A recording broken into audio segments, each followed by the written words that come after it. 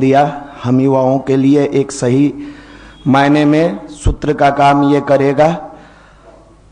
ऐसे हमारे यहाँ आने वाले जो भी भाई हैं, इनको आते के साथ सबसे पहले ये युवा प्रकोष्ठ, सोचना, सही दिशा में चलना, इन सारी चीजों के बारे में बताया जाता है।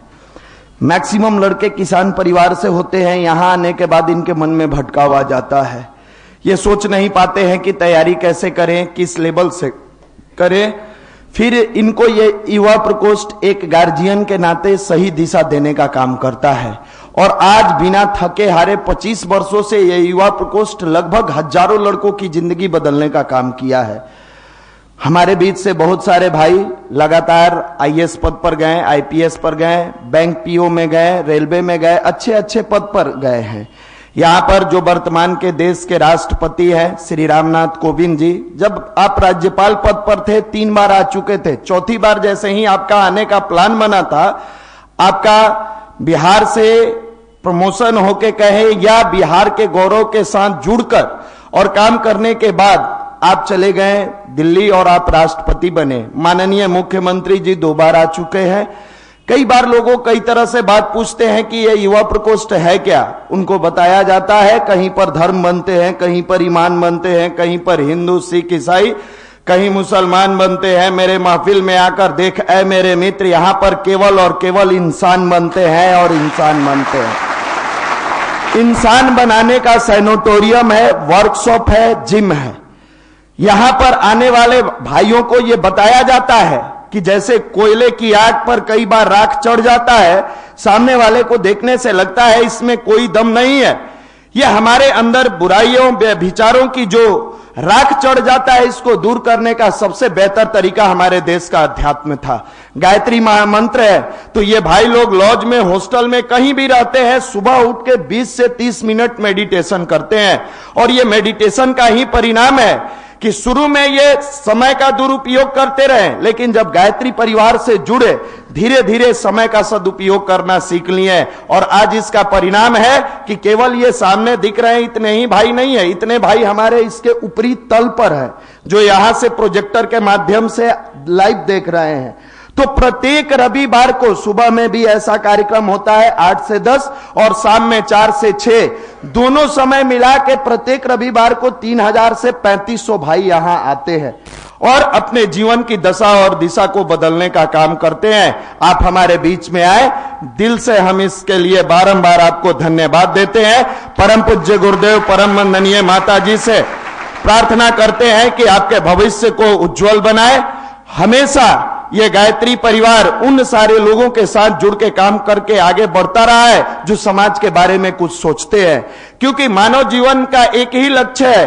आप अगर आए हो तो गिव एंड टेक, आप दो और लो, बो और काटो। हमारे गुरुदेव ने लिखा, बेटा हमारा ये मिशन जो है ये अखिल विश्व गायत्री परिवार है, इसको परिवार हम बनाएंगे। जैसे परिवार में किसी को दर्द होता है, पूरे परिवार वाला बेचैन हो जाता है। हमारे समूह में जुड़ने वाले भाई लोगों के बीच किसी भी तरह की परेशानी होती है, आदरणीय मनीष भैया जो आपके बीच में 2 मिनट में आने वाले हैं, जो इस युवा प्रकोष्ठ की नींव डालें, अपने पूरे भाइयों के साथ जुड़ के उनकी समस्या का समाधान करने का प्रयास करते हैं।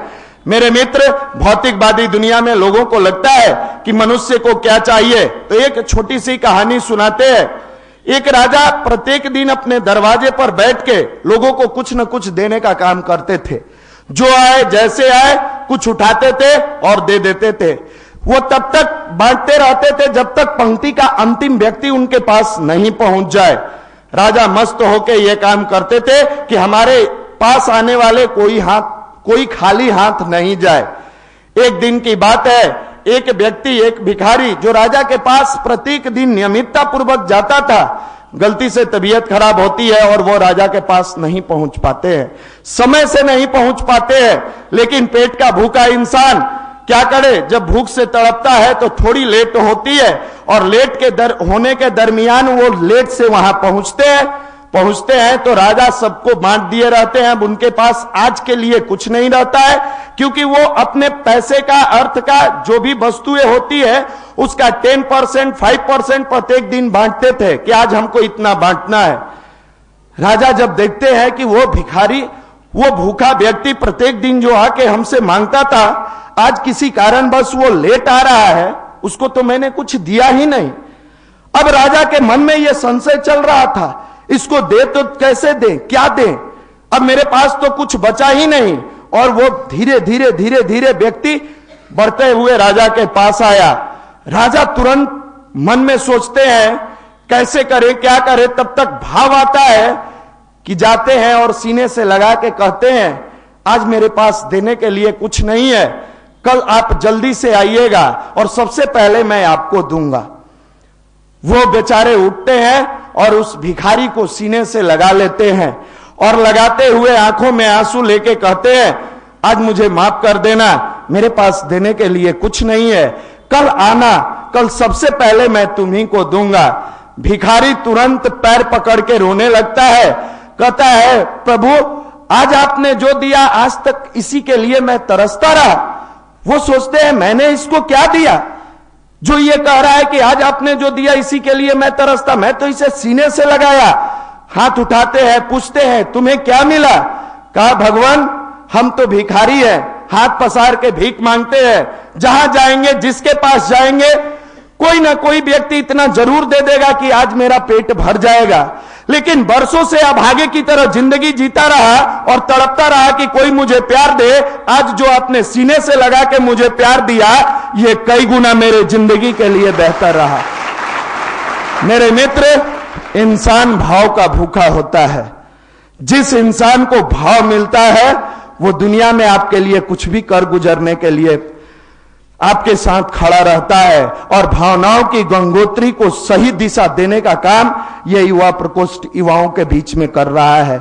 सही गाइडलाइन करने का काम यह युवा प्रकोष्ठ कर रहा है। हमारे बहुत सारे भाई जब आते हैं और कहते हैं मेरा पढ़ने में मन नहीं लगता है, मेरा मन भागता है, मेरा मन भटकता है, उनको एक सकारात्मक सोच से जोड़ने का प्रयास किया जाता है। उनको आचार्य श्री के किताबों से जोड़ने का प्रयास किया जाता है। हमारे परम पूज्य गुरुदेव जो चौथा पास व्यक्ति 3200 साहित्य लिखे हैं, दुनिया का कोई वो सब्जेक्ट नहीं है जिस पर गुरुदेव की लेखनी नहीं चली हो। मन स्थिति बदले तो परिस्थिति बदले, पतली सी पुस्तक है युवा भाइयों के लिए। समय का सदुपयोग, हारिए न हिम्मत।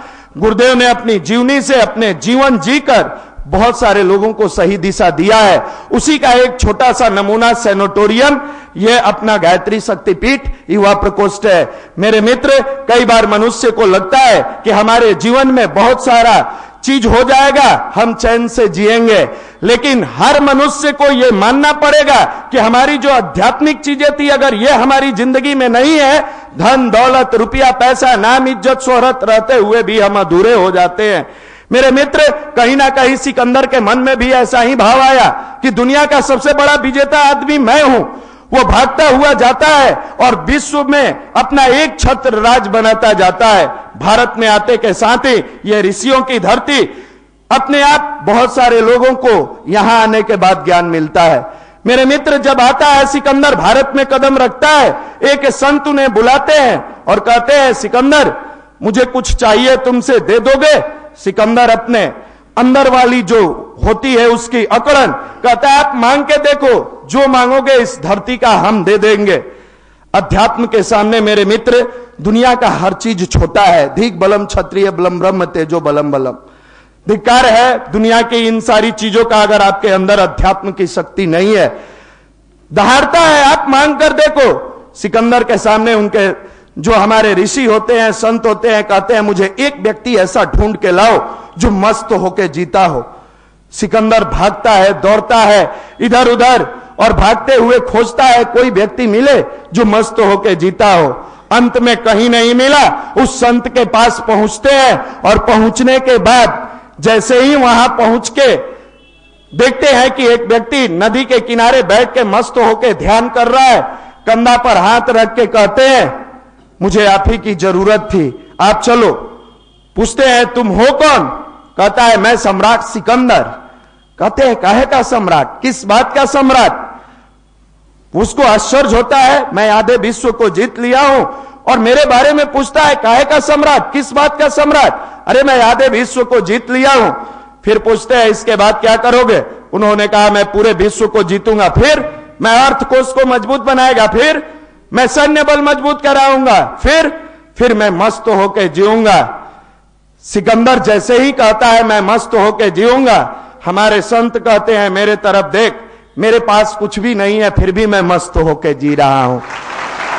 तब आश्चर्य होता है सिकंदर को, आखिर क्या बात है ऐसी।